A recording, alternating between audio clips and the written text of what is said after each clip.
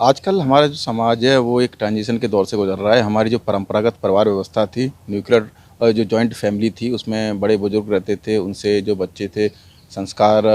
आत्मसात करते थे, वो व्यवस्था में बदलाव आया है।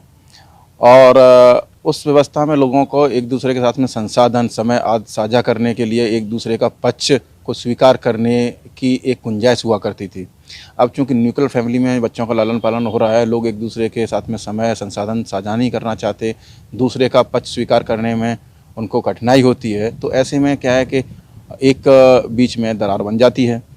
जब हमारे पास संयुक्त परिवार व्यवस्था थी, उसमें जब ऐसी दरारें बनती थी, ऐसा कोई मतभेद हुआ करता था, तो परिवार के बुजुर्ग बीच में एक पुल का काम करते थे और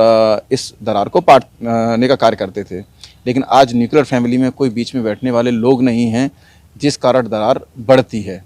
अब ऐसी स्थिति में कोई तीसरा व्यक्ति अगर उन दोनों के बीच में आता है, चाहे पति पत्नी हो, चाहे भाई भाई हों, चाहे पिता पुत्र हों, तो वो संबंध फिर एक इस दिशा में जाता है जिसके कारण इस तरह के आपराधिक कृत्य का परिणाम स्वरूप घटित होना संभावित होता है।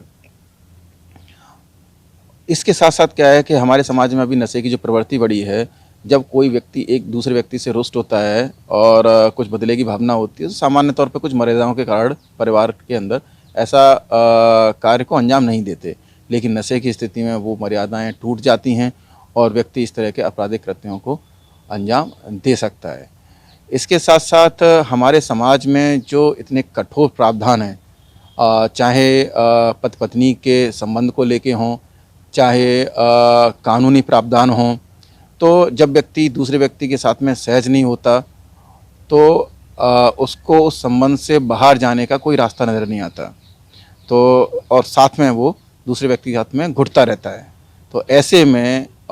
तीसरा व्यक्ति अगर उनके बीच में होता है तो उनको एक ही रास्ता नज़र आता है कि दूसरे व्यक्ति को रास्ते से हटा जाए और उसके परिणाम स्वरूप इस तरह के आपराधिक कृत्य सामने आते हैं। इन संसाधनों के लिए एक अजीब सा आकर्षण है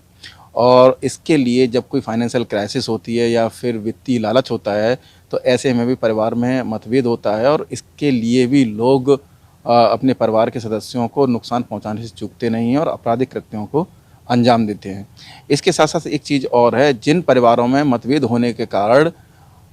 फिजिकल एब्यूज़ की घटनाएं अक्सर रिपोर्टेड होती हैं, जिनमें हस्बैंड वाइफ ने एक दूसरे को पीटा या भाई बहन एक दूसरे को पीट रहे हैं, भाई भाई एक दूसरे को पीट रहे हैं, बाप बेटे के बीच में ऐसा कुछ फिजिकल एब्यूज़ की घटना घटित होती है, वहाँ पर भी इस तरह के नृशंस आपराधिक कृत्यों की संभावना बढ़ जाती है। साइकोलॉजी में इस घटना को पेरिसाइड, जिसमें अपने नज़दीकी रिश्तेदारों की हत्या या उनको नुकसान पहुंचाने के आपराधिक कृत्य को अंजाम दिया जाता है, उसको पेरिसाइड के रूप में जाना जाता है।